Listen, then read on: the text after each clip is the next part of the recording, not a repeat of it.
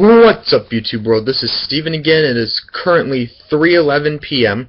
on April 16th of 2015, and I want to welcome you all to my first Top Thursday. Today I'm going to do my top 10 list of VCU men's basketball games of the 2014-2015 season. So without further ado, let's go ahead and get right into it. Number 10 is VCU versus Toledo on November 18th of 2014. This was actually one of the more closer VCU games during the regular season. This game actually had a total of 9 ties and 12 lead changes throughout the whole game until Briante Weber got a couple of steals in the near the end, which transitioned into offensive buckets, and the final score of this game was 87-78. Number 9 is VCU at George Washington on January 27th of 2015. This was like literally a three-point contest. There had to have been at least like 12 or 13 made three-pointers throughout this entire game. And I remember us going on a huge run just off of three-pointers. But yeah, this was a three-point contest, and we managed to sweep them this season with a final score of 79-66. Number 8 is VCU at Rhode Island on January 13th of 2015. This was another game where we took the lead with 3 minutes and 15 seconds into the first half, so about 16:45 to go, and they tied it up, and they took the lead, and they actually had the lead until the 2.5 minute mark of the second half, where we made our shots. Mo said no, and we made our free throws, and we ended up winning this game with a final score of 65-60. Number 7, and this one went into double overtime, is VCU versus LaSalle. Now, unfortunately, I'm just going to give it to you ahead of time. We lost this game, but this was actually said to be one of the loudest games of the season, if not the loudest game of the season, according to a couple of my Rowdy Ram friends. And I think it was us who took it into overtime, and them that took it into double overtime, or vice versa. I can't really remember, but I know the game went into overtime, and they ended up outscoring us. They scored the first 4 points in double overtime, and that led to the final score being 74-69, VCU falling to LaSalle. Number 6 is VCU versus Davidson on March 14th of 2015. This was actually one out of the 3 revenge games during the A10 tournament. This was the semifinal game, and this was yet another 3-point contest.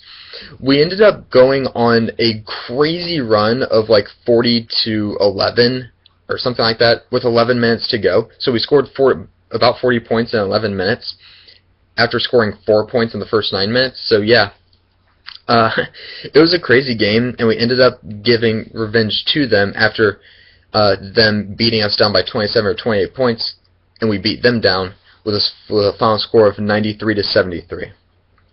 Number 5 is VCU versus Dayton, March 15th of 2015. This was our second out of 3. This was actually our last of 3 revenge games of the A10 tournament, and the only time we played them was at VCU, and they beat us 59-55, I think.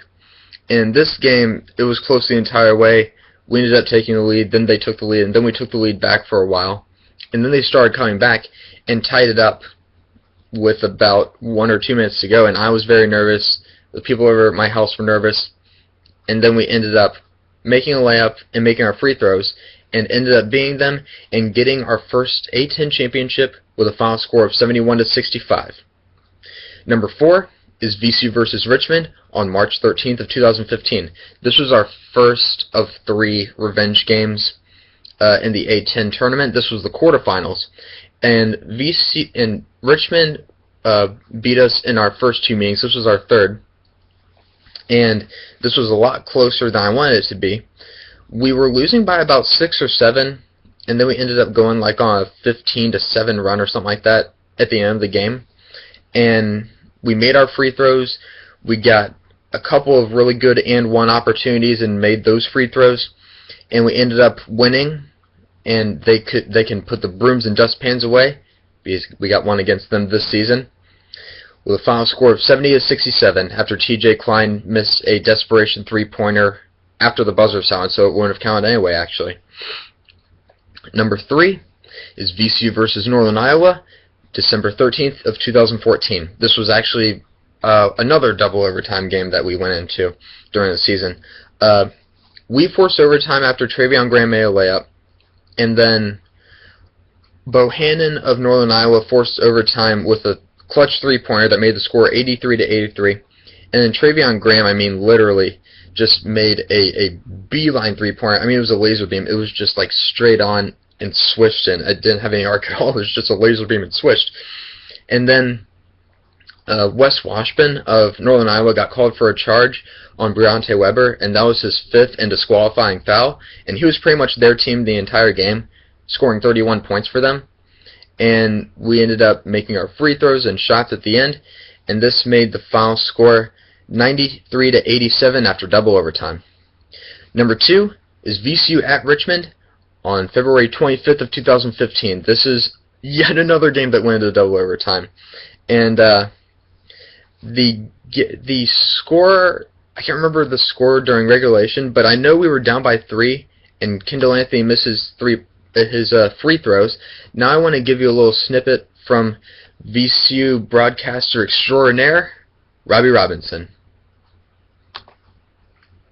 All right, 6.8 to go. 52-49. VCU down by 3 with the ball in the front court. They will inbound baseline left. Jaquan to trigger off a screen. He's got to get it in and does so to Graham. Graham left side, 3 on its way. Yeah! It's good! He hit it! The 3 with 3.5 seconds. This is Jones with 2. Jones with 1. Left side, floater on its way.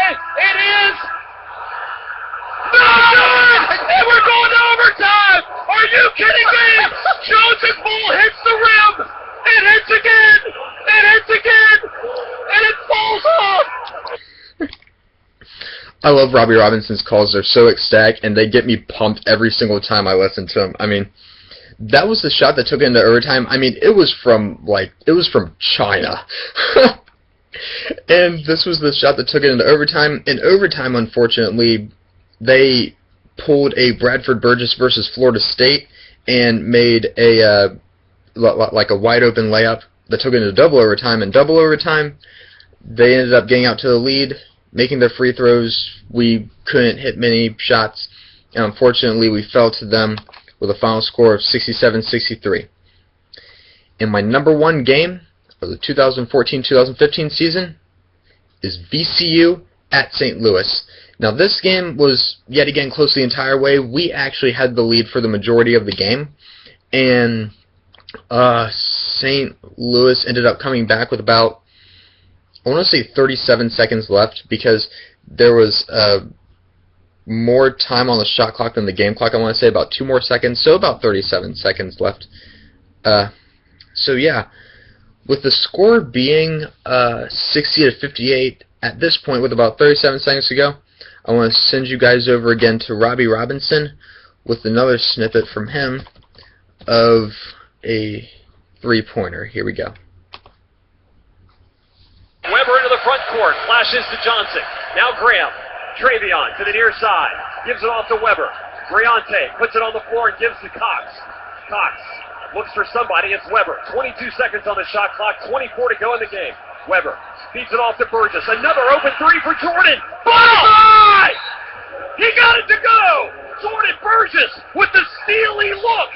Hits the 3 to give the Rams the 1-point lead, 61-60. And oh, Jordan Burgess, how about you for your first 3 points of the game?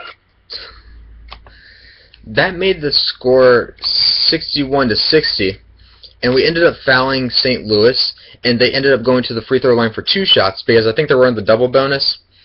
They missed their first and made their second, I'm pretty sure, and this tied the game up at 61-61. Now I'll give you another snippet from Robbie Robinson, broadcaster extraordinaire. Here we go. Yukubu to tie it. Bends, shoots, makes it. All right, tied at 61. 61 apiece. 7.3 seconds left. Here we go. Weber flashes and gets it. This is Graham. Graham with 5. Graham will drive with 4. Takes it in. Off balance jumper. He got it! He got it to go! With 0.8 seconds left! It is Graham inside with the layup at point-blank range. This game ended with the final score of 63-61 after Graham made a layup from point-blank range, like Robbie Robinson said, with 0.8 seconds left. So, because of that exciting finish and because of those two clutch shots under a lot of pressure, that was my #1 game of the 2014-2015 season. I'm sorry if your favorite games of the season didn't make it on the list, but those are my top 10, and I'm sure you have yours as well. But yeah, I am ready to do it, to get these Top Thursdays going and going. I can't wait to do more top 5, 10, 15, 20, top whatever videos for Top Thursday. I'm looking forward to it like I do for Trailer Reaction Tuesdays every Tuesday. So yeah, if you liked what you saw in this video, go ahead and give it a thumbs up. Hit subscribe, which is down here, right there. And comment below. And I will see you guys next time with another video. This is Steven signing out.